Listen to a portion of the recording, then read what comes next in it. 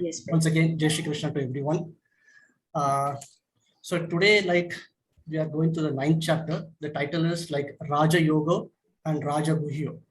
So if you analyze the statement itself, Raja, which means supreme, or it can be called as kingly, and Vidya is a knowledge. So it talks about supreme knowledge, and Raja Guhyo, which is supreme.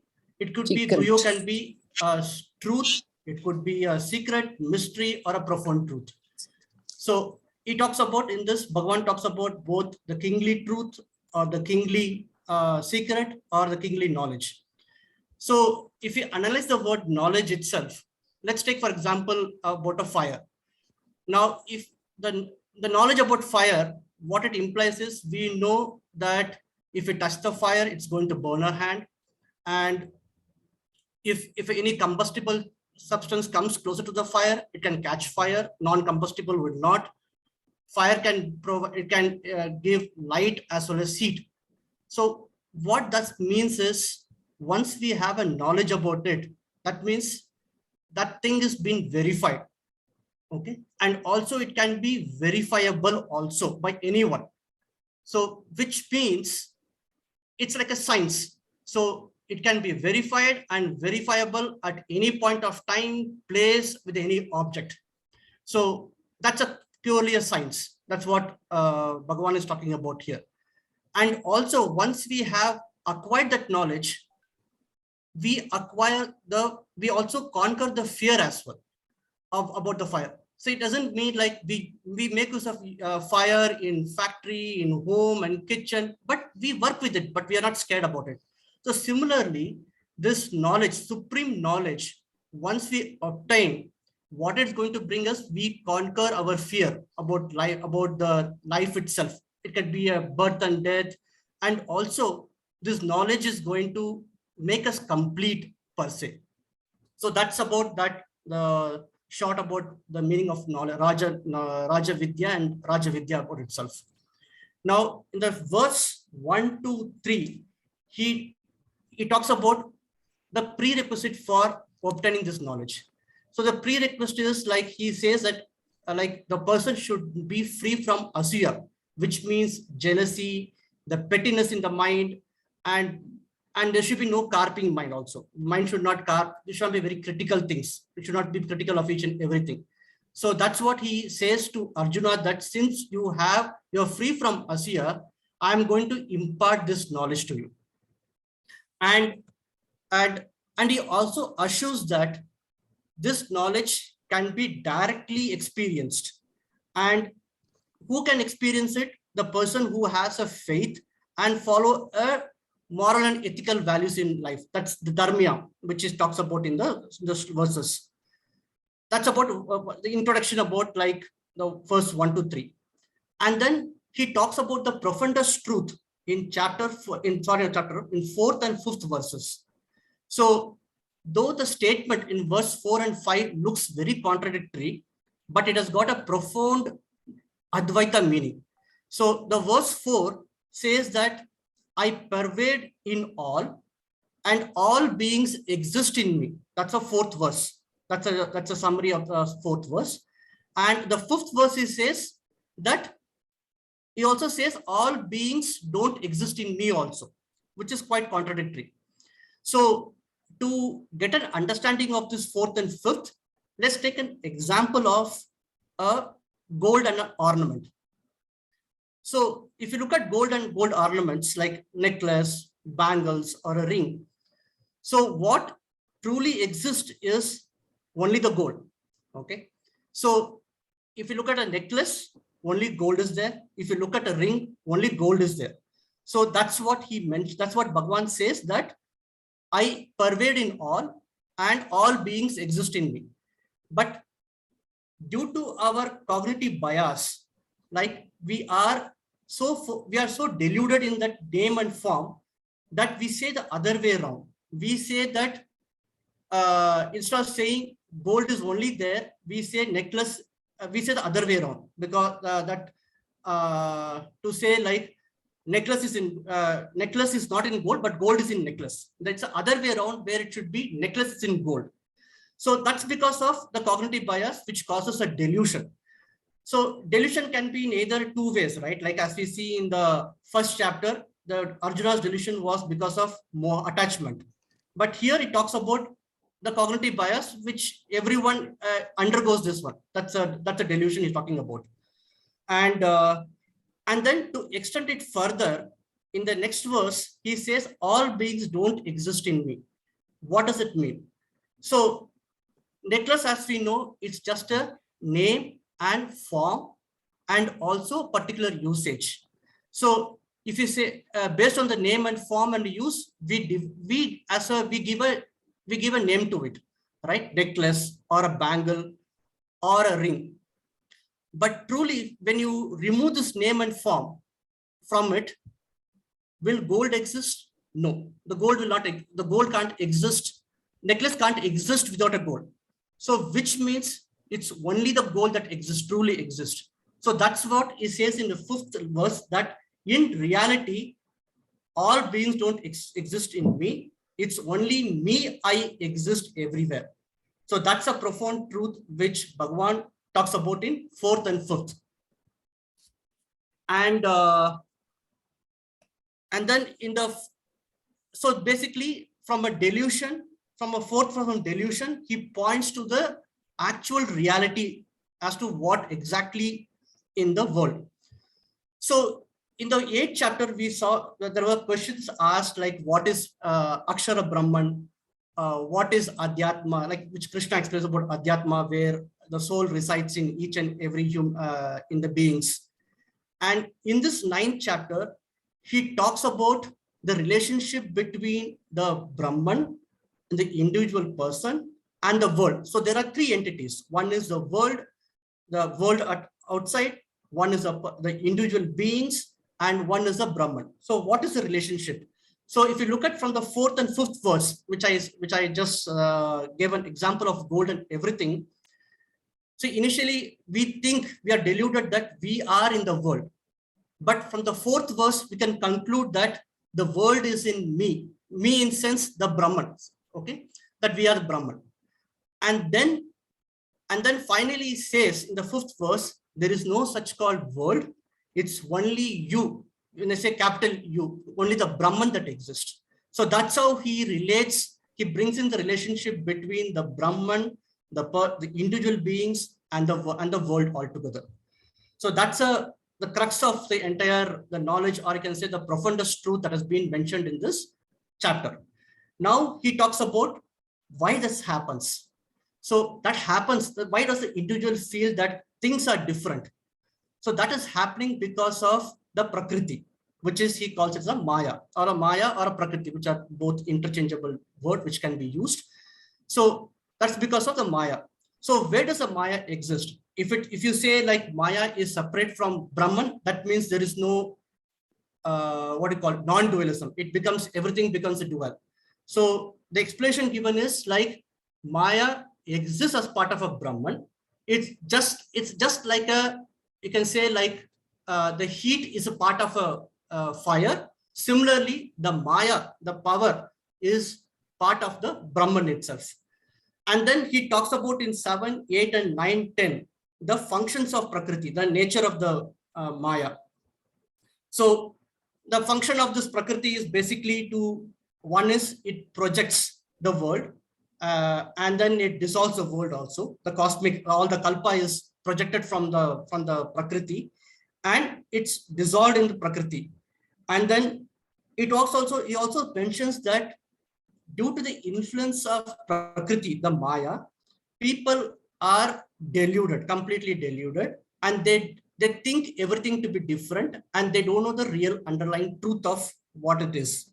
So he mentions that about the freedom for an individual, whether because of Maya, will the person will be tied completely, or will he be completely influenced by the Maya, so he doesn't have any say on top of Prakriti or Maya?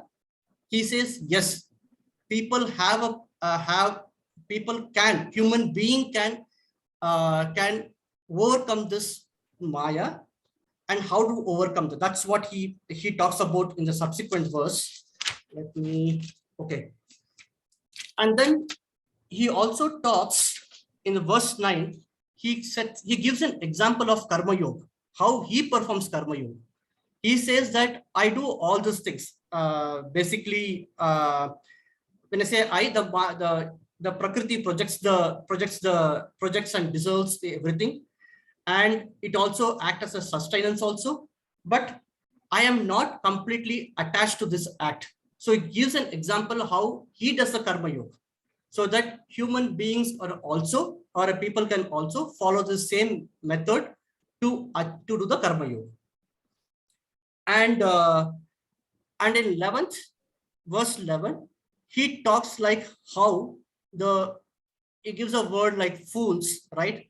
How fools deride the person who are of divine incarnation, though the Brahman is, or though he is present in each and every being, the fools disregard those people.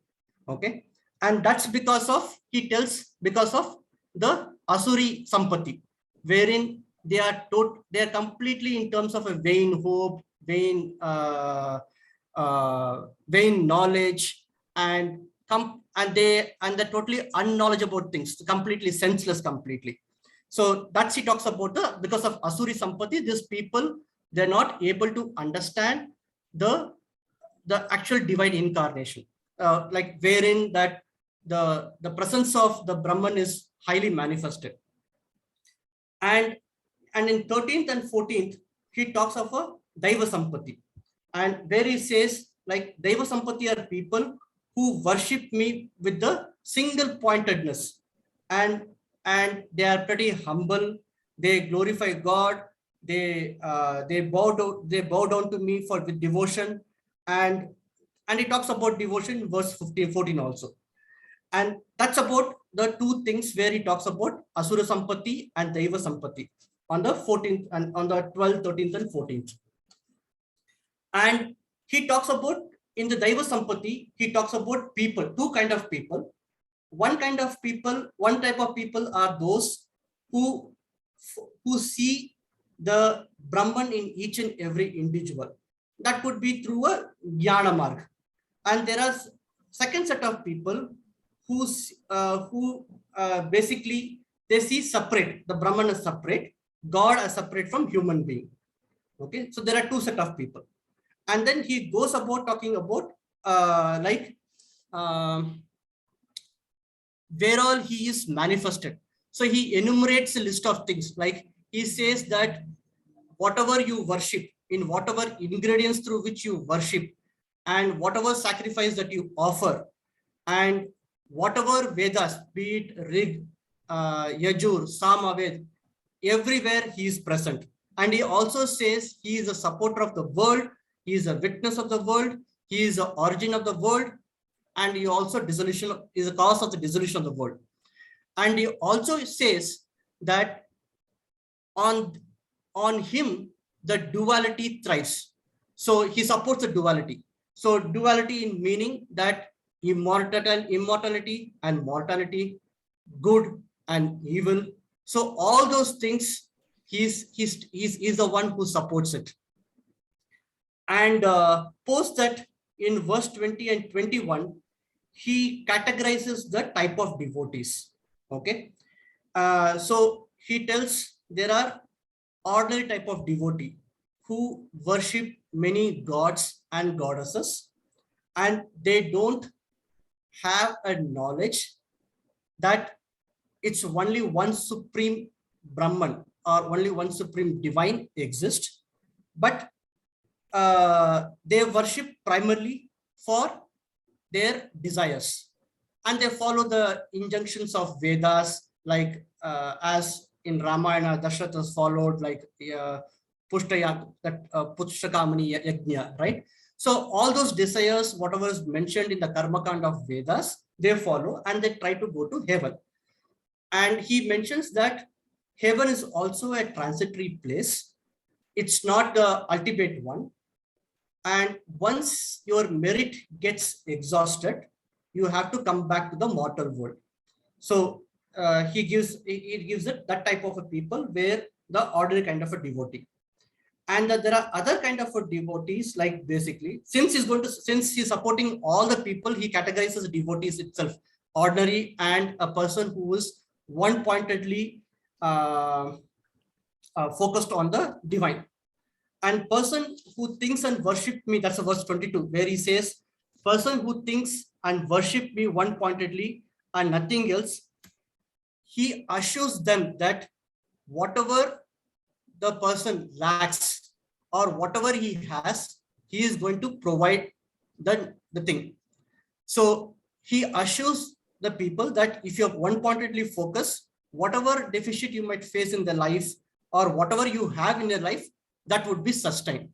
So this we can see in this, we have an example in Swami Vivekananda's life, wherein while he was traveling in a train, it's on UP side, he didn't have any penny in his pocket, and he was traveling in a train, and just opposite to him was a wealthy, filthy man who was criticizing him, like why he had to become a monk, why can't he earn his living, okay, and on the way he was feeling hungry, and he didn't have money to buy anything. So then suddenly there was a station, there's a train arrived at a station. So he got down from the train, and he was praying to God as well. One was praying to God, and he was sitting on a bench. Suddenly he saw from a distance man waving his hand and taking his name. He was surprised as to who he was, and he asked, like, Swamiji, I have brought you the food and everything, like puris and sweets and everything I bought you, you can have it. He said, you might be addressing to a wrong person. I'm not the person you think to be. But the person said, like, no, it's you only. While I was taking a nap in the afternoon, and he was a mitai wala. So he was taking a nap, and he was also a Rama Bhakta. So in his dream, Ram had appeared and instructed him to take the lunch and the sweets and deliver to Vivekananda, Swami Vivekananda. And he thought it to be just a dream, like basically daydream. And then he slept once again.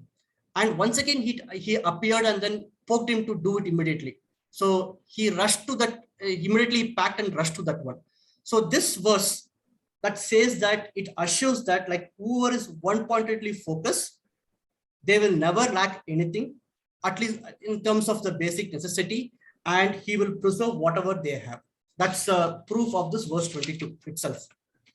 And in 23 and 24 and 25, he mentions about people who worship multiple god and goddesses without the true meaning of understanding the one supreme Brahman.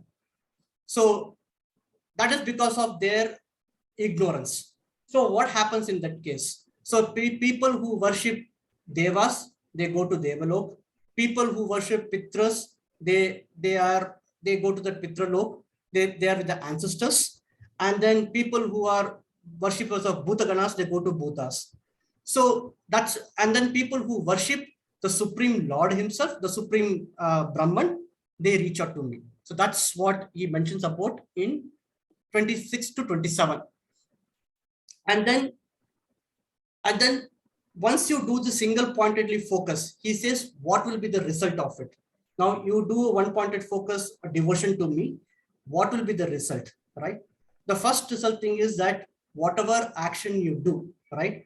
If you surrender to me, that's what he mentions in 26, 27 also. Like he mentions about, like, I think I missed that 26, 27.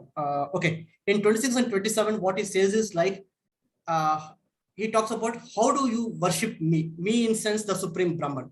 He says that it's pretty simple. All you need is a simple thing of full of devotion. You can offer me patra pushpam, leaf, pushpam flower, fruits and water with a full devotion. If you offer me, I will definitely accept it. That's one. Second is, if you, whatever work that you do in your day-to-day life, if you offer to me, like even the food that you consume, if you offer to me, I will definitely accept